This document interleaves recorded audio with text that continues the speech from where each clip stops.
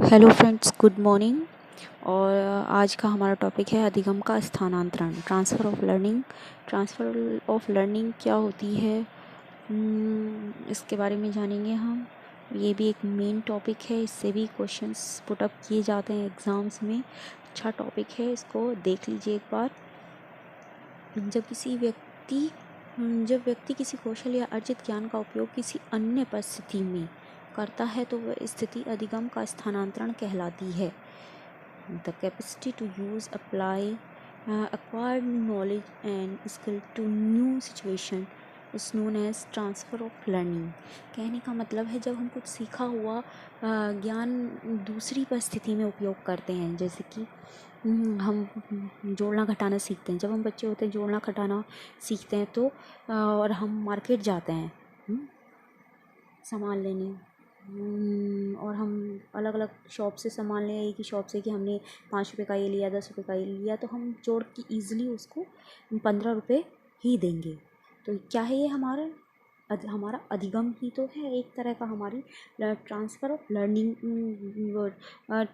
Transfer learning मतलब अधिगम का स्थानांतरण हो रहा है, हमारे ट्रांसफ़र ऑफ लर्निंग है ये। अधिगम का स्थानांतरण हो रहा है।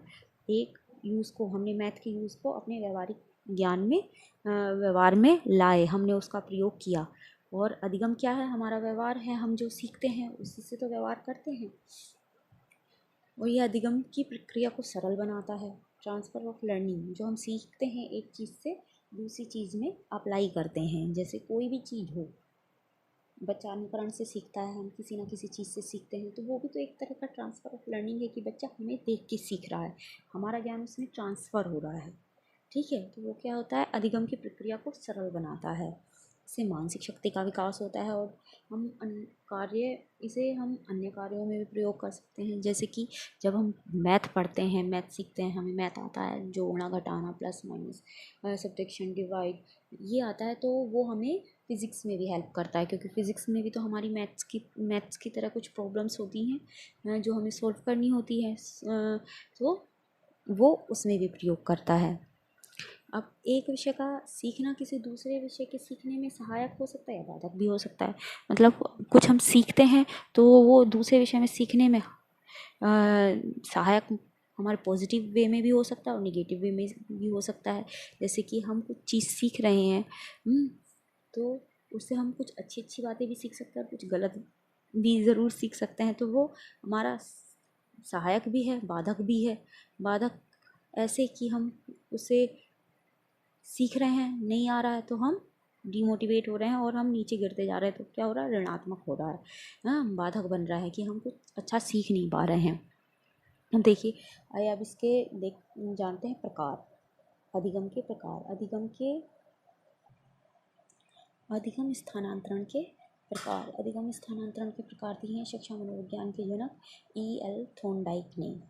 E.L. थॉर्नडाइक को सब लोग जानते हैं, ऐसा कुछ नहीं है कि नया नाम है। तो उन्होंने इस अधिगम स्थानांतरण के प्रकार दिए हैं, 3 प्रकार दिए हैं: सकारात्मक अधिगम का स्थानांतरण, नकारात्मक अधिगम का स्थानांतरण और शून्य स्थानांतरण। ये 3 मोस्ट इम्पोर्टेंट प्रकार हैं जो थॉर्नडाइक ने दिए हैं। और एक सिद्धांत दिया है उन्होंने, समरूप तत्वों का सिद्धांत, इसके बारे में डिस्कशन करेंगे। पहले हम पर प्रकार को देख लेते हैं।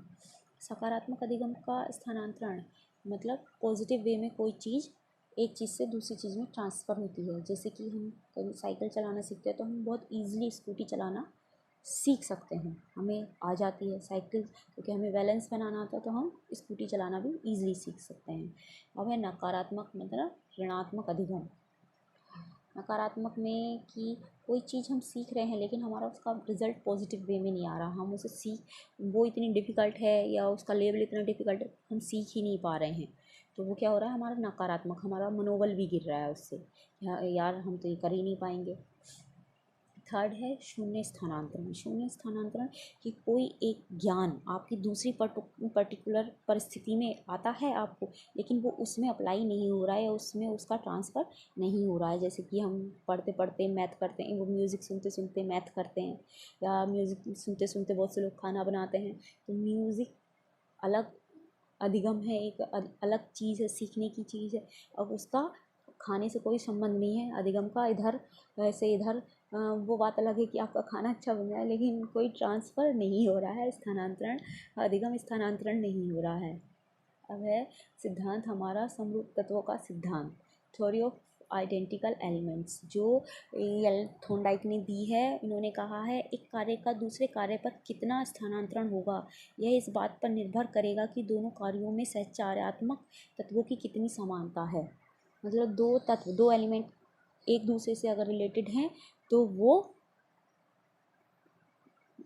हम दो चीज़ों को एकदम सीख पाएंगे। अभी मैंने मैथ का बताया, अगर हमें मैथ आती है अच्छी तो हम फिज़िक्स भी ईज़िली कवर अप कर पाएंगे। स्कूटी का बताया उदाहरण आपको, स्कूटी साइकिल आती है आपको तो हम स्कूटी भी बहुत ईज़िली चला पाएंगे, क्योंकि स्कूटी और साइकिल में बहुत सिमिलैरिटी है, टू व्हील्स हैं, आपको बैलेंस बनाना आना चाहिए बस, और क्या समरूपता चाहिए आपको। अब जो यल थॉर्नडाइक ने हमारे 3 मेन सिद्धांत दिए हैं, 3 प्रकार दिए हैं, उन्हीं प्रकारों पर हमने कुछ स्पेसिफिक विशिष्ट प्रकार के अधिगम बनाए हैं जो अलग अलग हैं।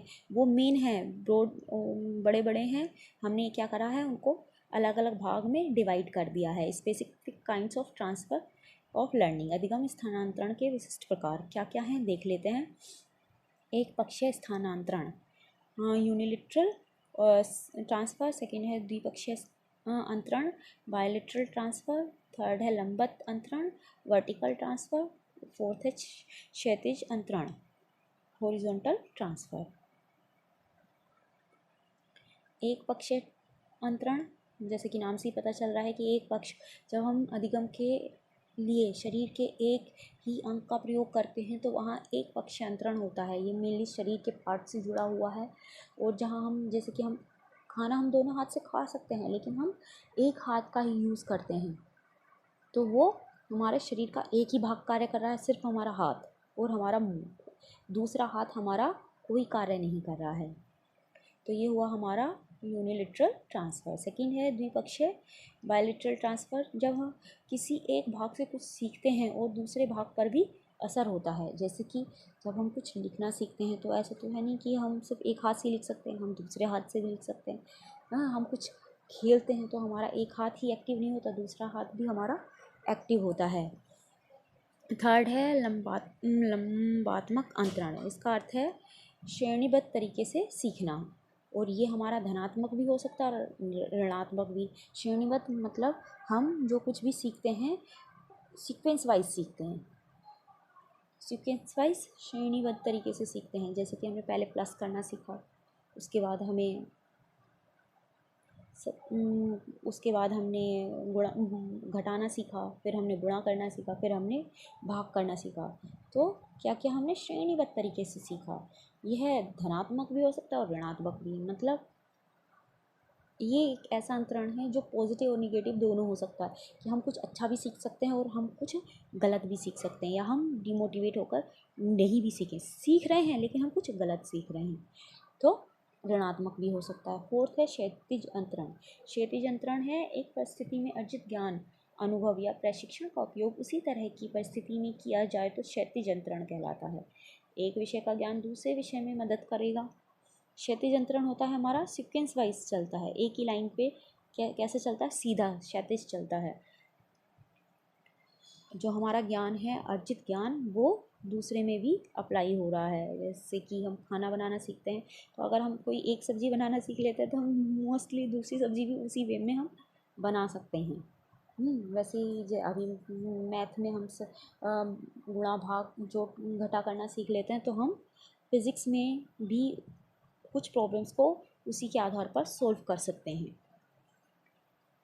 ठीक है, तो ये हमारा होगा क्षैतिज अंतरण। ये टॉपिक मुझे इम्पोर्टेंट लगा तो मैं इसको लेके आई। बस ये आज के लिए इतना ही, और अगर आपको ये वीडियो अच्छी लगी हो तो प्लीज़ लाइक कीजिएगा। Thank you watching this video.